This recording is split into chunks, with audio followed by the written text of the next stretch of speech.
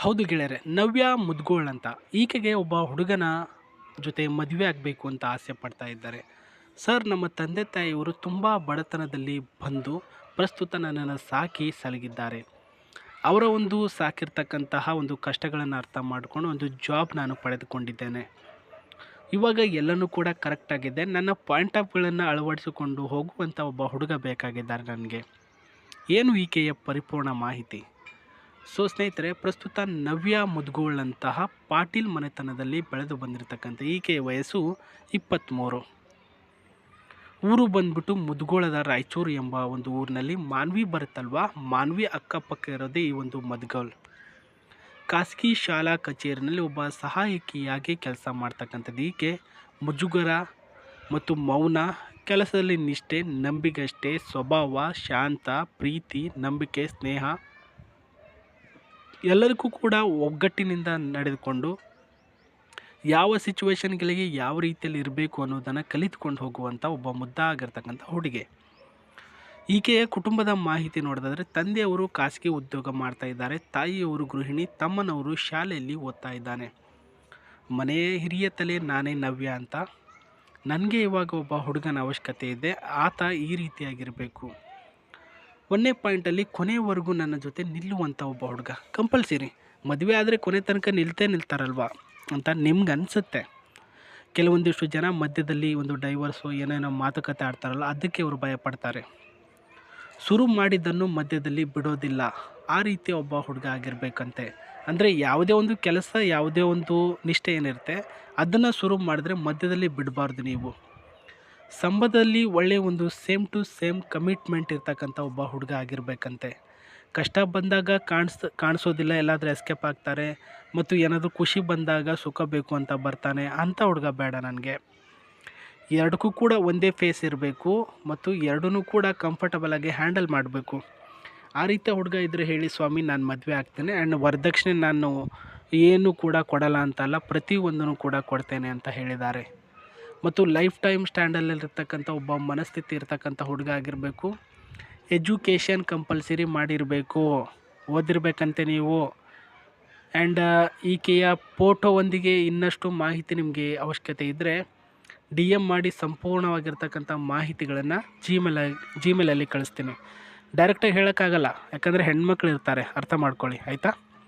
So ಡಿಸ್ಕ್ರಿಪ್ಷನಲ್ಲಿ ಕೆಳಗಡೆ ಕೊಟ್ಟಿದ್ದೇನೆ ನೋಡಿ ಜಿಮೇಲ್ ID, ಅಲ್ಲಿಗೆ ಮೆಸೇಜ್ ಮಾಡಿ. ಆ್ಯಂಡ್ ಇಲ್ಲಿ ಬರೋಣ ವಿಚಾರಕ್ಕೆ. ಆಕೆನ ಮದುವೆ ಆದರೆ ಯಾವ ರೀತಿಯ ಕಾರ್ ನಮಗೆ ಗಿಫ್ಟಾಗಿ ಕೊಡುತ್ತೆ? ಸೊ ನೋಡಿ, ಆಕೆನ ಮದುವೆ ಆದರೆ ನಿಮಗೆ ಒಂದನೇದಲ್ಲಿ ಸಿಗೋದು ಈ ಒಂದು ಮಾರುತಿ ಅಲ್ಟ್ರಾ K10 ಕಾರ್. ಈ ಒಂದು ಮಾರುತಿ ಆಲ್ಟೋ K10 ಕಾರ್ ನೋಡ್ತಾ ಇದ್ದೀರಲ್ವ, ರೆಡ್ ಕಲರಲ್ಲಿ. ಸೊ ಇದರ ಬ್ಲ್ಯಾಕ್ ಗ್ಲಾಸಸ್ ಮತ್ತು ಡಿಸೈನ್ ಆಗಿರ್ತಕ್ಕಂಥ ಡೋರ್ಸ್, ಕಂಫರ್ಟಬಲ್ ಆಗಿರ್ತಕ್ಕಂಥ ಪ್ರೀಮಿಯಂ ಲುಕ್ಕು, ಇದು ನಿಮಗೆ ಅವರು ವರದಕ್ಷಿಣೆಯಲ್ಲಿ ಕೊಡ್ತಾರೆ. ಬಟ್ ಅವ್ರು ಏನು ಹೇಳಿದರು ಅದನ್ನು ನೀವು ಮತ್ತೊಮ್ಮೆ ಅರ್ಥ ಮಾಡ್ಕೊಳ್ಳೇಬೇಕು. ಏನು ಹೇಳಿದರು, ನನಗೆ ಮದುವೆ ಆಗುವಂಥ ಹುಡುಗ ಈ ರೀತಿ ಇರಬೇಕು, ಆ ರೀತಿ ಇರಬೇಕು ಹೇಳಿದ್ರಲ್ವ, ಅದನ್ನು ಅರ್ಥ ಮಾಡ್ಕೊಳ್ಳಿ. ಮತ್ತು ಇಲ್ಲಿ ಏನು ನೋಡ್ತಿದ್ದೀರಾ, ಒಳ್ಳೆಯ ಒಂದು ಮೇಂಟೆನೆನ್ಸ್ ಪರ್ಫಾರ್ಮೆನ್ಸ್ ಇದೆ, ಅಟ್ಲಾಟ್ ಕಾಸ್ಟ್ ಇದೆ, ಮತ್ತು ಟೊಯೋಟಾ ಆಗಿರ್ತಕ್ಕಂಥ ಗ್ಲಾಜಾ ಪ್ರೀಮಿಯಂ ಲುಕ್ ಇದೆ ಸ್ನೇಹಿತರೆ. ಮತ್ತು ಸ್ಮಾಲ್ ಆ್ಯಂಡ್ ಬಜೆಟ್ ಫ್ರೆಂಡ್ಲಿ ಆಗಿರ್ತಕ್ಕಂಥ ಈ ಒಂದು ಕಾರು ನಿಮಗೆ ಸಿಗ್ತಕ್ಕಂಥದ್ದು ರೆಡ್ ಕಲರಲ್ಲಿದೆ, ಮಾರುತಿ ಆಲ್ಟೋ K10. ಮತ್ತು made for the very good mileaging and manufacturing cost ಇದೆ.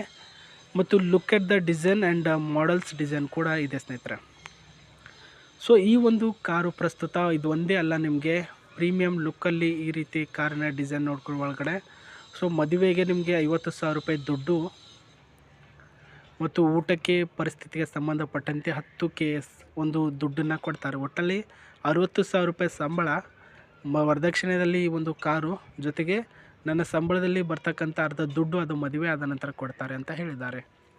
ಎಜುಕೇಟೆಡ್ ಹುಡುಗ ಆಗಿರಬೇಕು, ಅಂದರೆ ಓದಿರ್ತಕ್ಕಂಥ ಹುಡುಗ, ಕನ್ನಡ ಮಾತಾಡಬೇಕು, ಓದೋಕ್ಕೆ ಬರೆಯೋಕ್ಕೆ ಬರಬೇಕು. ನಾನು 2 ಸಲ ಅವ್ರಿಗೆ ಮೀಟ್ ಆಗ್ತೀನಿ. ಮೀಟ್ ಆದ ನಂತರ ನನ್ನ ಜೊತೆ ಯಾವ ರೀತಿಯಲ್ಲಿ ಬಾಂಡಿಂಗ್ ಬೆಳೆಸ್ಕೊಳ್ತಾರೆ ಅವರು, ಅದರ ಮೇಲೆ ಡಿಪೆಂಡಪ್ ಆಗಿ ನಾನು ಅವ್ರನ್ನ ಮದುವೆ ಆಗ್ತೀನಿ ಅಂತ ಹೇಳಿದ್ದಾರೆ. ಸೊ ಅವ್ರನ್ನ ಮದುವೆ ಆಗೋಕ್ಕೂ ಮುನ್ನ ಈ ಒಂದು ಕಾರಿನ ಸ್ಟೇರಿಂಗ್ನ ಸಿಸ್ಟಮ್ನ ತೋರಿಸ್ತೀನಿ ನೋಡಿ. ಸ್ಟೇರಿಂಗ್ ಸಿಸ್ಟಮ್ಮು ಮತ್ತು ಈ ಒಂದು AC ಮತ್ತು ಏರ್ ಬ್ಯಾಗ್ ಕಂಟ್ರೋಲರ್ ಸಿಸ್ಟಮ್ನ ತೋರಿಸ್ತಾ ಇದ್ದೀನಿ ನೋಡ್ಕೊಳ್ಳಿ. ಇದು AC ಆಗಿರುತ್ತೆ, ಕಾರ್ನಲ್ಲಿ ಇರ್ತಕ್ಕಂತಹ ಒಂದು AC. ಹೆವಿ ಅಂದರೆ all around AC controller space ಇದೆ ಸ್ನೇಹಿತರೆ. ಒಳಗಡೆ ಕುಳಿತುಕೊಂಡ್ರೆ ನೀವೆಲ್ಲಾದರೂ ಒಂದು ಲಾಂಗ್ ಡ್ರೈವ್ ಹೋಗಬೇಕು ಅಂದರೆ ಇದರಲ್ಲಿ ನೀವು ಕಂಟ್ರೋಲ್ ಮಾಡ್ಬೋದು ಆ್ಯಂಡ್ ಲಾಂಗ್ ಡ್ರೈವ್ ಕೂಡ ಹೋಗ್ಬೋದು. ಈ ಒಂದು ಸ್ಟೇರಿಂಗ್ ಸ್ಪೀಡನ್ನ ನಾನು ತೋರಿಸ್ತಾ ಇದ್ದೀನಿ. ಸ್ಟೇರಿಂಗ್ ಸ್ಪೀಡ್ ಬಂದು ಅಪ್ ಟು 300 ಒಳಗಡೆ ಇದೆ ಅಂತೆ. ಅಂದರೆ ಅಪ್ ಟು ಬಂದ್ಬಿಟ್ಟು 100 ಸ್ಪೀಡಲ್ಲಿ ಮಾತ್ರ ಲಾಕ್ಡೌನ್ ಮಾಡಿದ್ದಾರೆ, ಹೆಚ್ಚಿಗೆ ಇಲ್ಲ. ಯಾಕಂದರೆ ಅವರಿಗೆ ನೀವು ಹೋದರೂ ಅಷ್ಟೇ, ಮತ್ತೊಬ್ಬರು ಹೋದರೂ ಅಷ್ಟೇ, ಈ ಒಂದು ಮೈಂಡ್ ಸೆಟ್ಟು. ಹುಡುಗ ಹೆಂಗಿರಬೇಕು ಅಂತ ನೋಡಿದ್ರಿ. ಗಾಡು free, gear box, gear system, AC, mileaging, ಪ್ರತಿಯೊಂದು ಪರ್ಫಾರ್ಮೆನ್ಸ್ ಚೆನ್ನಾಗಿದೆ. ನಾನು ಹೆಚ್ಚಿಗೆ ಹೇಳೋಕ್ಕೆ ಹೋಗಲ್ಲ. ಸೊ ಇದಕ್ಕೆ ತಕ್ಕ ಹಾಗೆ ನೀವು ರೆಡಿಯಾಗಿರಿ, ಅವರ ಒಂದು ಹೇಳಿರ್ತಕ್ಕಂಥ ಹುಡುಗ ಹೆಂಗೆ ಇರಬೇಕು ಅನ್ನೋದು ಸಂಬಂಧಪಟ್ಟಂತೆ. ಸೊ ಮತ್ತೆ ನಾನು ನಿಮಗೆ ಸಿಗ್ತೀನಿ. ನಮಸ್ತೆ, ಬಾಯ್.